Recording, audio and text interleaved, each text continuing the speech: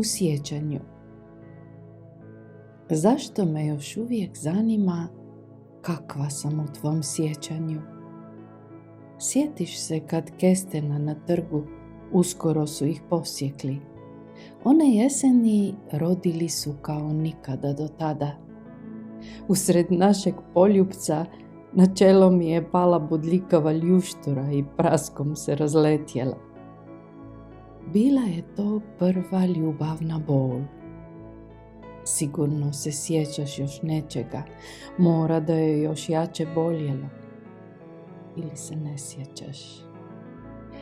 Možda su me slijepe ribe sjećanja već odavno proždrle.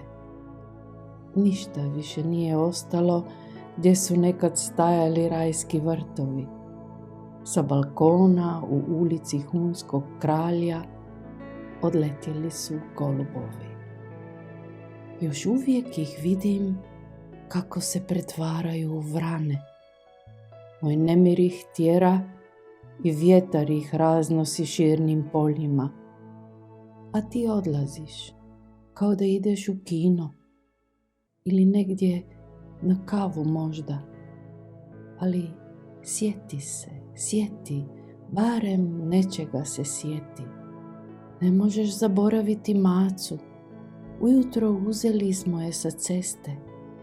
Bila je tako nemoćna i sama. Na grudima ponio si je kući. Onda si je zvao Pepeljuga. Pepeljuga, sjećaš se? Bila je do kraja kod mene. Nad njenim grobom govorila sam da ništa zaista ne umre dok ne ode iz sjećanja.